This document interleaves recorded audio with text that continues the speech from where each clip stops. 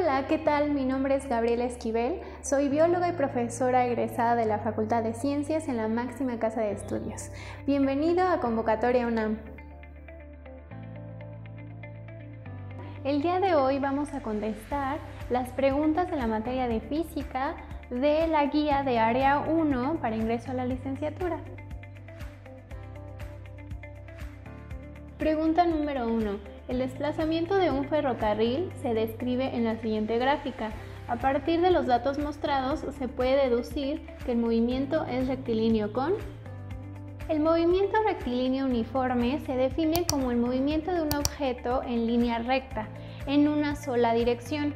Va recorriendo distancias iguales en un mismo intervalo de tiempo. Mantiene también en su movimiento una velocidad constante y no presenta aceleración. Dicho esto, la respuesta correcta es el inciso C. El movimiento rectilíneo uniforme mantiene una velocidad constante. Pregunta número 2. Un auto arranca con una aceleración constante de 1.8 metros sobre segundo cuadrado. La velocidad del auto 2 segundos después de iniciar su movimiento es de... La solución de este problema la vamos a desarrollar a continuación. La fórmula a utilizar es la velocidad final más la velocidad inicial más la aceleración por el tiempo. Los datos que tenemos en el problema es la velocidad inicial 0 porque el carro apenas iba a acelerar, la aceleración igual a 1.8 metros sobre segundo cuadrado que se mantiene constante y el tiempo de 2 segundos. Si sustituimos los datos en esta fórmula tenemos 0 más el producto de la aceleración por el tiempo y eso nos da como resultado 3.6 metros sobre segundo, que corresponde al inciso D. Pregunta número 3. 3 caballos jalan una carreta de 500 kilogramos en la misma dirección. Cada uno de los caballos ejerce una fuerza de 1500 newtons sobre la carreta. Si no hay fricción entre la carreta y el suelo, la fuerza total con la que ésta es jalada es de... La solución de este problema la vamos a desarrollar a continuación. El problema nos dice que hay 3 caballos ejerciendo una fuerza, cada uno de ellos de 1500 newtons. También nos indica que no hay fricción, esto es muy importante porque no debemos de calcularla, entonces tendríamos que calcular todo el vector resultante, la fuerza total que se está ejerciendo, al multiplicar la fuerza de los 3 caballos, que tendría como resultado 4500 newtons, correspondiente al inciso D.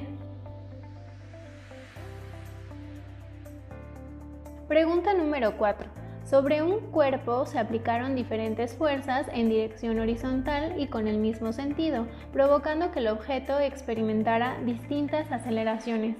Basándote en la gráfica de los resultados obtenidos y despreciando la acción ejercida por la fricción entre el objeto y la superficie de contacto, ¿cuál es la masa del objeto? La solución de este problema la vamos a desarrollar a continuación. La fórmula que vamos a utilizar es masa igual a fuerza sobre aceleración.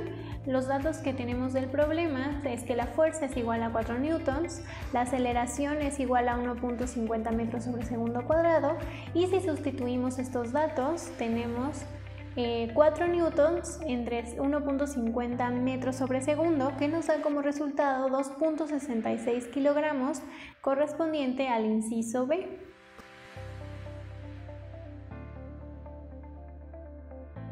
Pregunta 5.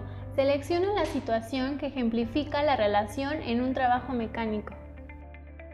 El trabajo mecánico es la fuerza que se le debe ejercer a un cuerpo para que se desplace a cierta distancia. Dicho esto, el inciso que ejemplifica un trabajo mecánico es el inciso de empujar una caja con una fuerza constante para moverla a una cierta distancia. Pregunta número 6. Un niño está parado sobre un carrito, ambos en reposo. El primero pesa 30 kilogramos y cuando salta hacia adelante a 12 metros sobre segundo, el carrito es lanzado hacia atrás a 12 metros sobre segundo. Si se desprecia la fricción, ¿cuál es la masa del carrito? El procedimiento para responder esta pregunta lo vamos a desarrollar a continuación. La fórmula que vamos a utilizar es M1 por B1 es igual a M2 por B2. La primera parte corresponde a los datos del niño y la segunda a los datos del carrito. En el problema nos indican que el niño tiene una masa de 30 kilogramos que se desplaza a una velocidad de 2 metros sobre segundo. El carrito se desplaza a una velocidad de 2 metros sobre segundo y lo que queremos encontrar es la masa de este. Por lo que tenemos que hacer un despeje de la ecuación anterior, teniendo la masa 2 es igual a masa 1 por la velocidad 1 sobre la velocidad 2. Si sustituimos los datos, tenemos que 30 kilómetros por 2 metros sobre segundo entre 2 metros sobre segundo es igual a 5 kilogramos, que está en el inciso B.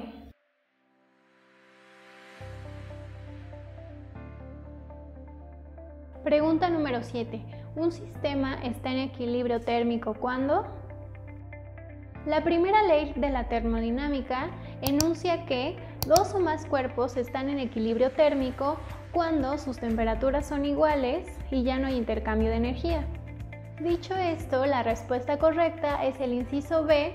Su temperatura es igual a la del otro sistema con el que está en contacto térmico. Pregunta número 8.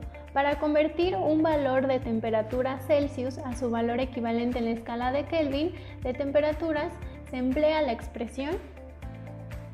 La escala de Celsius toma su valor de 0 grados en el punto de fusión del agua y los 100 grados se dan en el punto de ebullición del agua, mientras que por el contrario, la escala de Kelvin, el punto de fusión del agua se da a los 273 grados Kelvin y el punto de ebullición se da a los 373 grados Kelvin. Entonces, para convertir grados Kelvin a grados Celsius, tenemos que utilizar la expresión dada en el inciso B, que es temperatura Kelvin es igual a grados Celsius más 273. Pregunta número 9. A la cantidad de calor que necesita un gramo de una sustancia para elevar su temperatura a 1 grado Celsius se le conoce como. La capacidad térmica es la cantidad de energía en forma de calor que se necesita suministrar a un sistema para incrementar su temperatura 1 grado Celsius. Ahora, si queremos determinar la capacidad de energía específica, esta va a ser la que caracteriza a una cierta sustancia.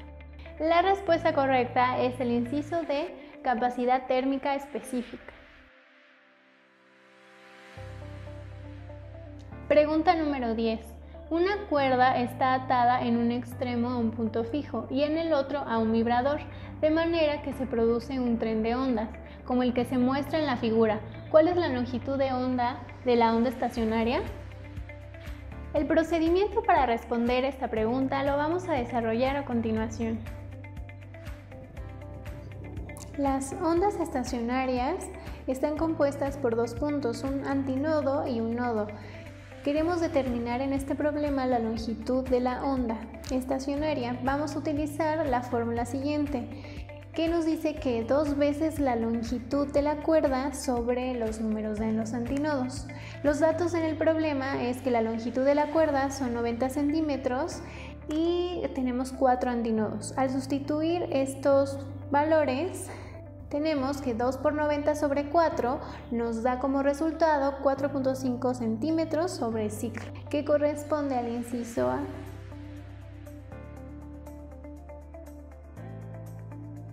Pregunta número 11. Para explicar la interferencia constructiva o destructiva de dos ondas, ¿se debe considerar? La interferencia ocurre cuando dos o más ondas de la misma clase coinciden simultáneamente en una región en el espacio. La perturbación de estas ondas puede ser máxima y le vamos a llamar interferencia constructiva. Y también la perturbación puede ser mínima y a esto le vamos a llamar interferencia destructiva. Entonces, para explicar ambas interferencias, tenemos que tomar en cuenta lo enunciado en el inciso B, la interferencia entre ambas ondas. Pregunta número 12. Un circuito consta de una pila con voltaje conocido en volts y 4 resistores conectados en serie que presentan la misma resistencia desconocida de R ohms. Si por el circuito circula una corriente conocida en amperes, ¿qué expresión nos sirve para calcular el valor de R? Para contestar esta pregunta tenemos que tomar en cuenta la ley de Ohm, que dice lo siguiente: la corriente que pasa por un conductor dado es directamente proporcional a la diferencia de las potencias en sus dos puntos extremos. Normalmente esta ley queda expresada bajo la fórmula siguiente: la resistencia va a ser igual a voltaje sobre la corriente. Entonces, como en el problema nos dan el dato de que tenemos 4 resistores, la expresión correcta viene en el inciso B, que nos dice que voltaje es igual a resistencia sobre 4 por la corriente. Pregunta número 13. Determina la resistencia total del circuito que se representa en la imagen. El procedimiento para responder esta pregunta lo vamos a desarrollar a continuación.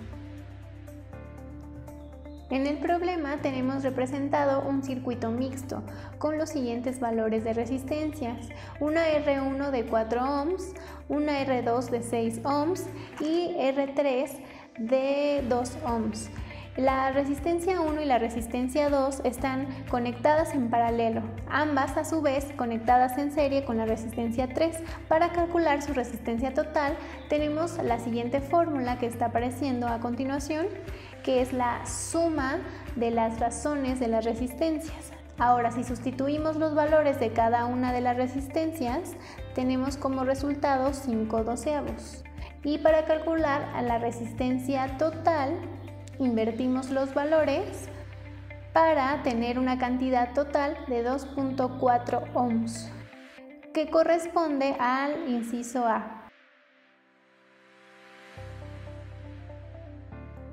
Pregunta 14. ¿En cuánto tiempo se llenará una alberca olímpica de 50 metros por 25 metros por 3 metros si se usa un tubo de 40 centímetros de diámetro por el que fluye agua a una velocidad de 4 metros sobre segundo? El procedimiento para responder esta pregunta lo vamos a desarrollar a continuación. Primero tenemos que calcular el volumen de la alberca. Los datos de las proporciones nos dan en el problema 50 metros, 25 metros por 3 metros, que nos da un volumen total de 3.750 metros cúbicos. Después tenemos que calcular el área del tubo. El problema nos dice que tenemos un diámetro de 40 centímetros. Este diámetro lo tenemos que convertir a una cantidad en metros. Para sacar el área del tubo tenemos que utilizar la fórmula área es igual por pi por radio al cuadrado. El valor de pi lo multiplicamos por 0.2 al cuadrado y nos da un valor de 0.125 metros cuadrados. Ahora queremos calcular la cantidad de agua que está pasando a través del tubo. Para esto tenemos el valor del diámetro del tubo, que lo vamos a multiplicar por 0.25 metros cuadrados, que es el área del tubo, que nos va a dar una cantidad de 0.5 metros cúbicos. Ahora queremos calcular cuánto tiempo va a tardar ese flujo en llenar la alberca. Para eso, esa cantidad de 0.5 metros cúbicos va a estar fluyendo en un segundo, que vamos a multiplicar por el área del tubo y luego hacer la conversión a horas. Hacemos esta multiplicación y tenemos una cantidad de 2.08 horas, que corresponde al inciso D.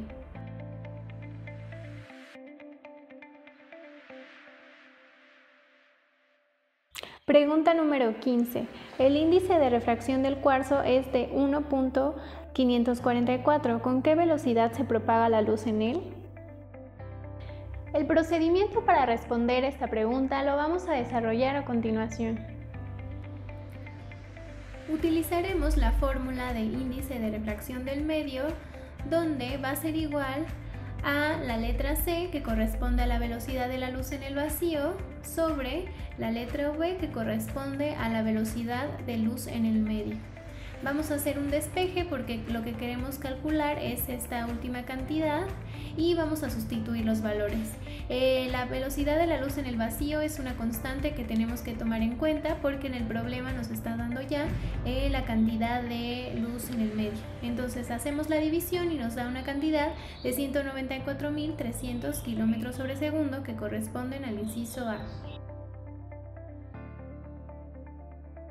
Pregunta número 16. El modelo de Thomson establece que en el siglo XIX, el físico Thomson empezó a experimentar con tubos de rayos catódicos. Estos son tubos de vidrio a los que se le ha extraído la mayor parte del aire.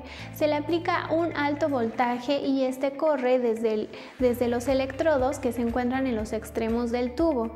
El rayo de partículas va a correr desde el cátodo, que es el electrodo positivamente cargado, hacia el ánodo, que es el electrodo negativamente cargado. Para comprobar las propiedades de las partículas, Thomson colocó entre el tubo de rayos catódicos unas placas que estaban cargadas con cargas totalmente opuestas.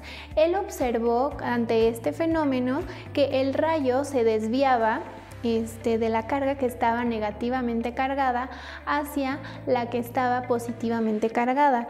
Esto llevó a Thomson a postular su modelo atómico, el cual está descrito en el inciso A, que dice que los electrones son partículas con cargas negativas que se encuentran distribuidas en una masa homogénea con carga positiva, haciendo que el átomo sea eléctricamente neutro. Queridos aspirantes, esto fue la solución de las preguntas de física de la guía de la UNAM para Área 1. Recuerda que la guía es un material de apoyo que les brinda información relevante para el examen. Pero si lo que ustedes desean son resultados, los invitamos a iniciar su capacitación. Mucha suerte en tu examen y hasta la próxima. Síguenos en Facebook, Instagram y TikTok. Si te ha gustado este video, da like, suscríbete, activa la campana de notificaciones y comparte este material de capacitación gratuito con otros aspirantes.